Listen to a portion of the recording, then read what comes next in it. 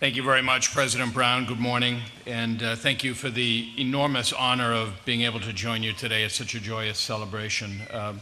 Congratulations to, as well to Carolyn Raphaelian and to Dr. Boswell. It's an unusual country indeed when we have two such accomplished people getting honorary doctorates, and I'm the one up here speaking, but I will take it. I will take it. Thank you to the Board of Trustees for having me, and congratulations to your accomplished faculty, proud grandparents who are here today, board siblings, parents who are brimming with equal measures of relief and delight, and most especially to the Mount Ida graduating class of 2015. Huge and heartfelt congratulations to you.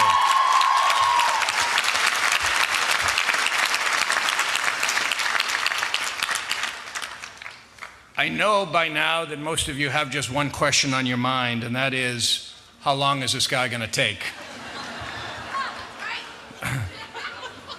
There is an ambulance back there if anyone thinks they're going to die of boredom. Just put your hand up. I do promise this. I will make every possible effort to stop within an hour, and President Brown knows if I go even a moment beyond to tap me on the back, and I will try to cut it short. Now, May is the month when the EPA should have agents running all around American hazmat suits, investigating the damage caused to our environment by commencement speakers blowing so much hot air at captive audiences. In New England, given the number of schools we have here, it gets hit worse than most places. Since I received this invitation a few months ago, I've done something of a study of commencement speeches, watching a lot of them on YouTube. There are whole websites devoted to good and bad commencement speeches. I read and saw, in fact, that the world is a big, colorful, beautiful place, far more connected and interesting than it's ever been. I also read and saw that the world is a cold, foreboding place, far more detached and lonely than it's ever been. I read that you should chase your dreams across the decades. I also read you shouldn't spend your time with your head in the clouds. I read that you should embrace failure. I also read that you don't want to be a failure. I read that you should trust your gut. I also read that you should find wise mentors and lean on them hard. I've read that you're the most special class we have ever had, coming into the world innately armed with the tools to take part in this technology revolution. I've also read that you're nothing special.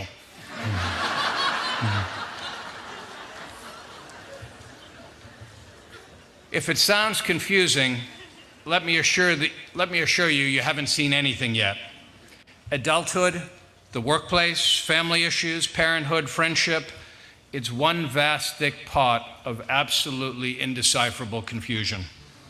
Luckily, and I mean this, it's also a tremendous amount of fun, at least on most days, and if you make it that way.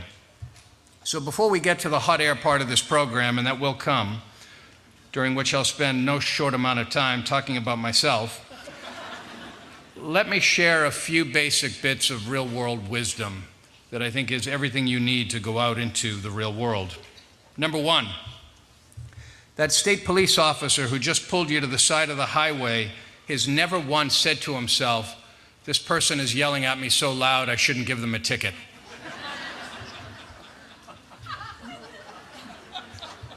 Some late comers back here. I don't. Number two, buying in bulk is overrated. You really don't need as many rolls of paper towels or smoked salmon or Lucky Charms as it feels like in the aisle of Costco.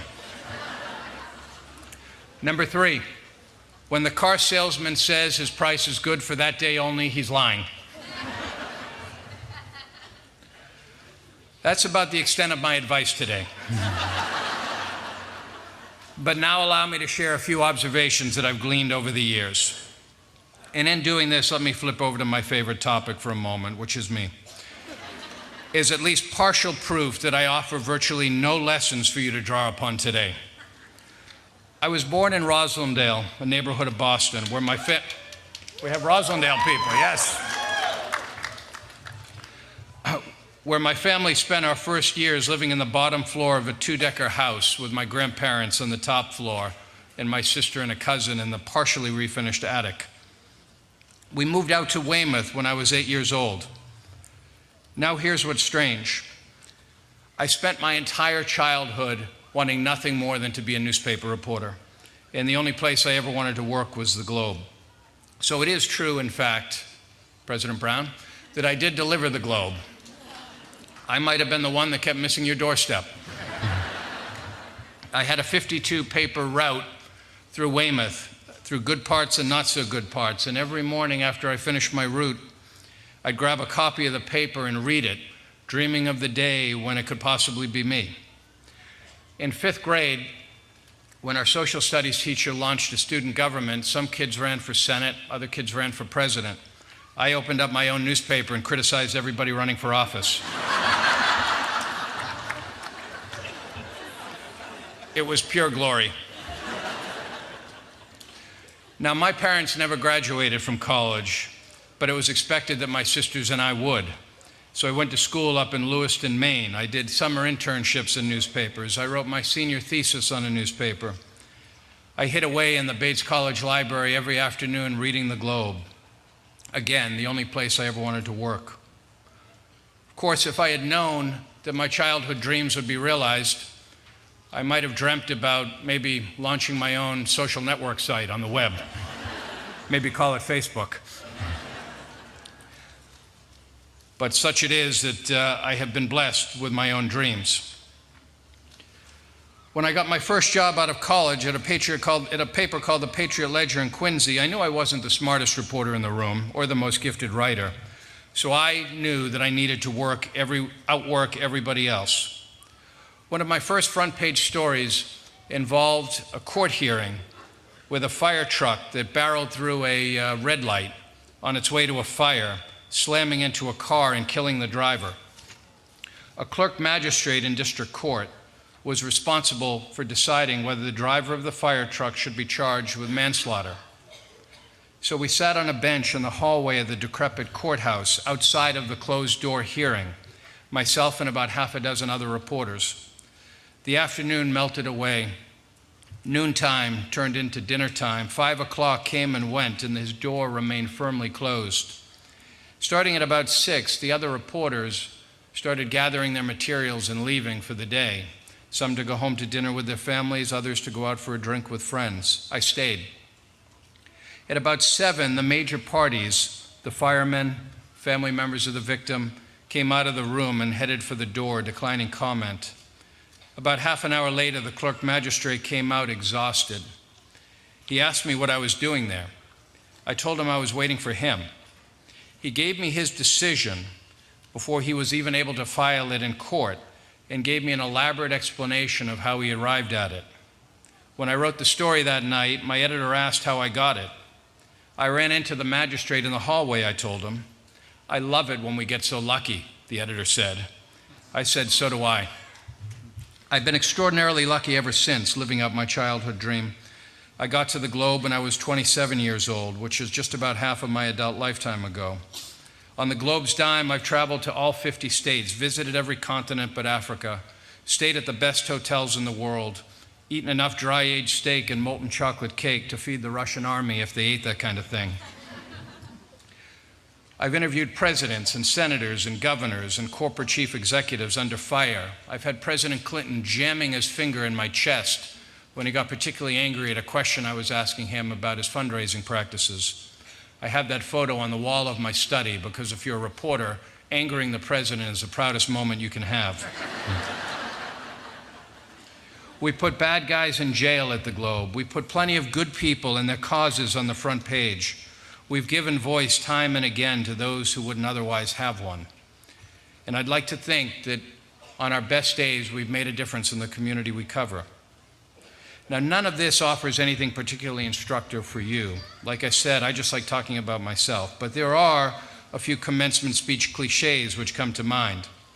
Follow your dreams, do something you love, work hard at it, create your own luck. Only you can tell if they apply. Of course, with the newspaper industry going down the tank right now, I would also add beware of your own dreams at the same time.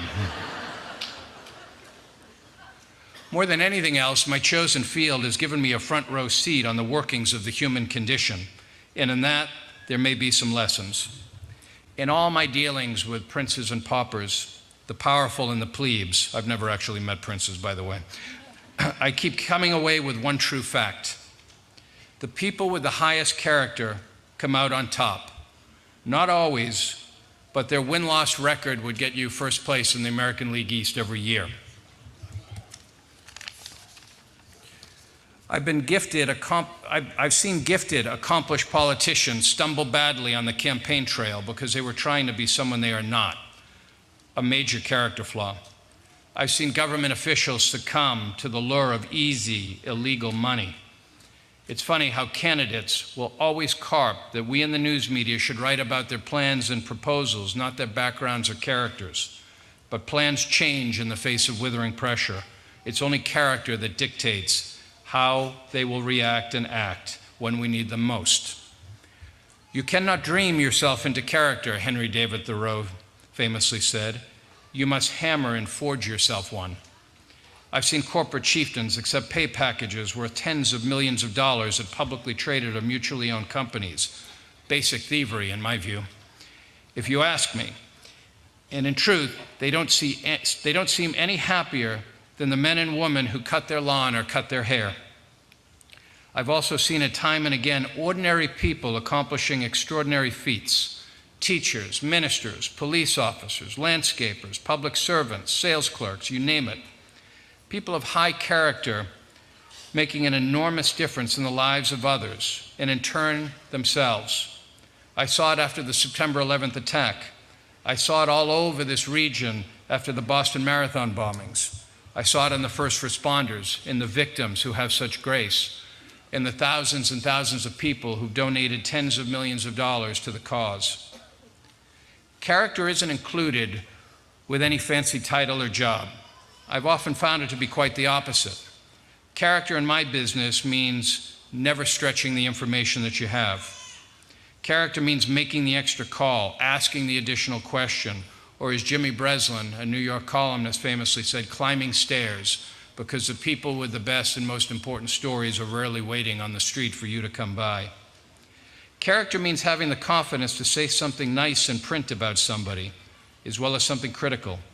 Character means being skeptical without ever being cynical. Character means having empathy. So let's stay on that point for a moment, because it is an important trait, empathy. The ability to put yourself in someone else's shoes, to feel what they feel, to see the world through their eyes, to know that someone might be messing up, not because they're a bad person, but because their kids are going through trouble at home, or because their parents might be sick, or their marriage is facing a trying time. In everyday life, character means praising rather than criticizing colleagues, even those you might be competing for a job or a raise. Character means an inherent understanding that precious little of life unfolds in the vivid black and white at the fringes, but rather in that big swath of gray in between. Not 50 shades of gray, but an infinite number of shades of gray. Character is an inherent understanding that no political party, no set of people have a monopoly on good ideas, or for that matter, character itself. It's a whole lot harder to do the pick and shovel work of finding middle ground to get things done, rather than throwing stones from the sides. That takes character. Character allows for an understanding that even protagonists have faults and even villains have virtue. Character means fighting against the rampant inequality that is fast becoming the hallmark of our society in the year 2015, the inequality of economics and the inequality of opportunity. This can't stand, and we need people of great character to rail against it. Character means being able to survive all the confusion that we talked about earlier, so many contradictory expectations and opinions in this complex journey through adulthood. Character means knowing who you are and how, when, whether, and why to ever change. Character is truth and always telling it. I'm probably not the right one to talk about my own character, but I will say I began thinking a lot more about it when I found myself sitting next to the obituary writer at the Globe a few years ago. He's one of the finest obituary writers in the country, and every day I'd listen to him on the phone talking to widows and widowers, siblings of the deceased, college roommates, professional colleagues, discussing the person they had just lost. You're going to tell me that doesn't cause you to sit up a little straighter and take notice of your role in this world when you're talking about or listening to death every day? As Bill Clinton once famously said, it doesn't take long to live a life. You feel that in powerful ways when the obit writer is performing his craft right across from you. Now here at Mount Ida, unless I missed something in my review of your class, there aren't a whole lot of trust fund kids here. There isn't a whole lot of entitlement in the air in this room today, in this tent. The road here may well have had some bumps, and the scenery wasn't always of dewy meadows, but that only makes the destination all the more worthwhile. The country club, that's next door.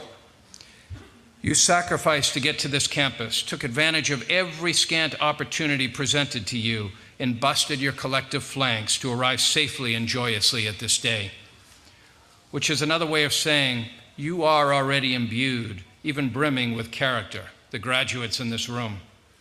Bank accounts don't buy character. No, it is formed in the personal experience and self-awareness and revealed in empathy. That's character the Mount Ida way.